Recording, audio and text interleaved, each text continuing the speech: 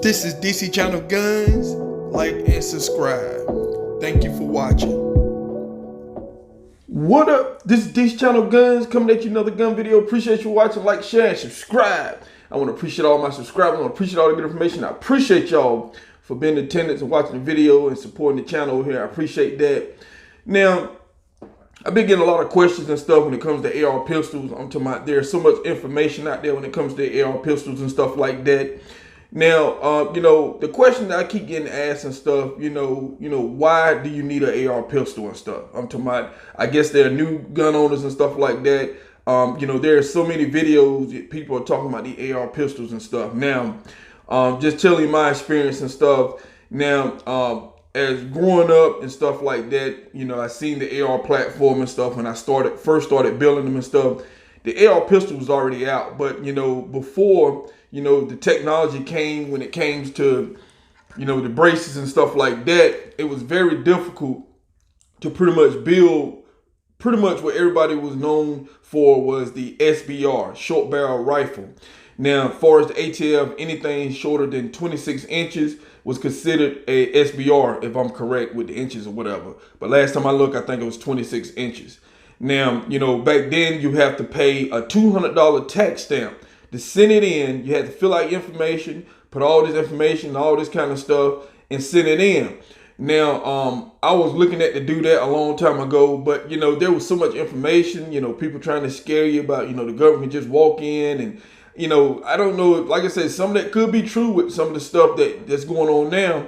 They can come in and, and pretty much check to see that you have a short barrel rifles and stuff like that. And to the day, there's a lot of people, people at the gun shop, do not, want to send their $200 in for the tax stamp for short barrel rifles and stuff. So I'm talking about, there's a lot of people who, don't want the government to know everything that they have and stuff. And I'm one of those people. I don't want them to know every single thing I have. What do I have and stuff like that? Because, a lot of us know when it comes to gun registration and stuff like that, when you register and everything, that these states that pass law want you to register your phone, register your rifles and stuff.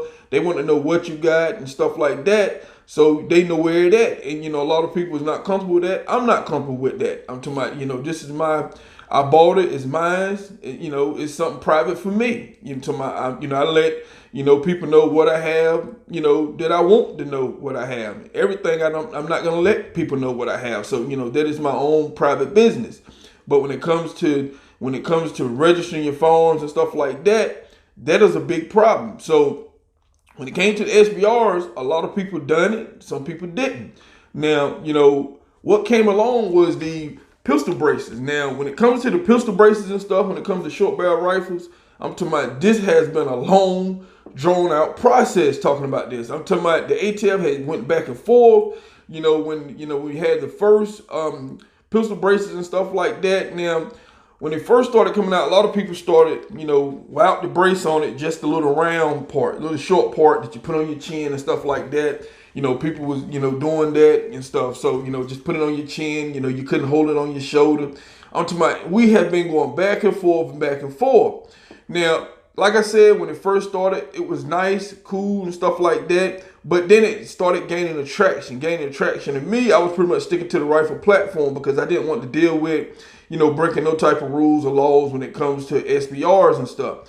But, as I seen and started seeing the pistol braces and stuff and, just popping along and stuff, then, it started attracting a lot of people to the platform even more. I'm talking about a lot of people even came to the platform because they can get it in a SBR configuration without having to pay the $200 tax stamp. So that was awesome and great. Plus, people don't want to register, like I told you before. That has been a long out process. Now, that information varies from different people, how they feel about, sending the government information in and registering, the part that they need to put a, short upper and stuff on. So the platform has grown tremendously. And, I know it's a lot of new people going in.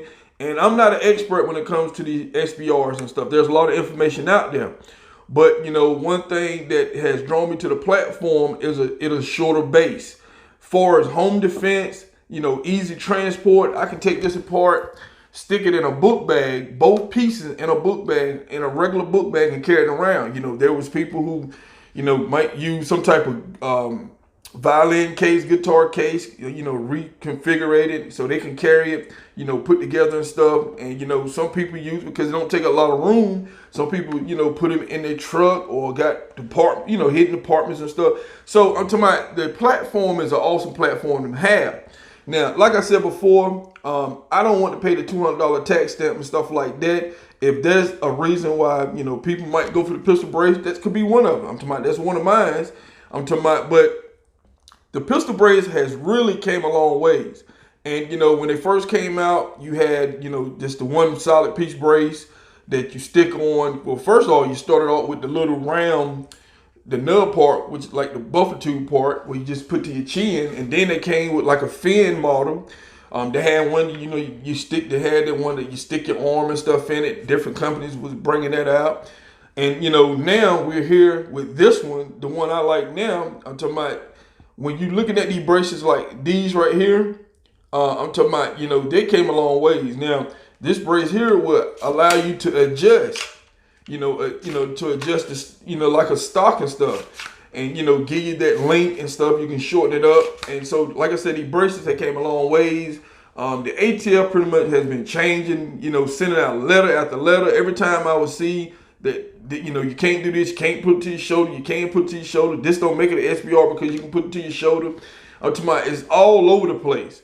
But besides all that, I think this is a great weapon that you can pretty much transport very easily, for as something that you want to have a backup or something for some, maybe a car or truck gun that a lot of people talk about. But as far as me, I'm talking about, it is easy to transport. Now, there's a lot of information floating around out there. You have people who, because they are considered pistols, are actually trying to carry these like pistols and stuff. And I've been seeing a lot of articles how people are not carrying the proper way. And it's some controversy with that. Now, there's been a lot of incidents when it comes to the short AR style rifles and stuff like that. And the problem is, you have the media who are pretty much trying to make these things as some type of threat to society. I'm talking about, I posted a video where you have a guy, he's talking about, because it's short and you put your arm and all this kind of stuff in it, it's designed for them to spray. I'm talking about, when it comes to the politicians who are trying to ban stuff that gun owners like, they're going to come up with everything. I'm talking about, I seen as far as talking about, because what's on the end makes it dangerous, or, how many rounds is in the magazine and stuff like that. I'm talking about, I've seen the argument for years. Why do somebody need 30 rounds in a farm? Why do they need this many rounds? Why they're trying to create the argument for hunting and stuff. They're saying, well, you can't hunt with no AR rifle, and there's plenty of people who has proved that they're hunting with their rifles and stuff like that. And I'm talking about, the argument is, for everything that you don't consider that's out there, it's out there, because they're gonna make the claim that you don't need this type of rifle. And my whole thing is, when it comes to self-defense, home defense, personal defense, I'm talking about, I believe that someone should be able to own anything that they mean necessary to protect their family. At any means necessary. I'm talking about anything that they have to do to protect their family, no matter what the situation is. And the problem is, nobody knows what kind of situation they're going to be in. We don't know. We have natural disasters. We have economic collapse in certain areas when things go down and stuff like that. And, you don't know how much force you're going to need. I'm talking about, you might have to go beyond a shotgun, beyond a handgun. You might have to get something like this that holds 30 rounds and stuff like that, because there's a lot of situations now where you're having the criminals and stuff, home invasions and stuff. People are defending themselves with these types of rifles, whether it's a full-length rifle or an AR pistol, whatever it is. People are using these rifles for their defense. And like I said before, I'm against all the naysayers that saying that we don't need these type of style rifles and stuff because they supposed to be for the military. But the problem is that, when you have this type of rifle, whether it's an AK, whether it's an AR, whatever it is in a rifle platform, whether it's a hunting rifle, I'm talking about, you can use these things for survival. You can use these things to defend your family. So there's a lot of things that you can use these for. And, one thing I cannot understand that, when it comes to all the politicians, all the people who are trying to take our guns, they're using every tool they're trying to take away from us to protect them. All the security they have these short style ARs. They have rifles. They have handguns. They have everything to protect the politicians. I'm talking about they have all the tools to protect them, but they want to take these tools away from us. That is the pretty much, that to me is not very transparent when it comes to your politicians, because they're trying to take our farms, but they're using the same thing to protect them. So it's a disconnect to me when it comes to gun laws in this country, and that's a lot of things that I look at. My tax dollar goes to the politician to protect them every single day, and the ones that are really trying to take your farms, they're using just as much security as we are. So if they have to use security, I'm talking about, what do you think the average citizen needs? An average citizen who's in their home, who's, when you're in your home, you're supposed to be comfortable. You're supposed to be safe. And, I was looking at a report, they was talking about, people don't feel safe in their home because they have a farm. Now, like I said, that's a poll that they took, but I don't believe that. I don't believe people don't feel safe because they have a farm. I feel more unsafe if I don't have a farm, because in the back of your head, if someone tried to get in your home, you have nothing to stop them with.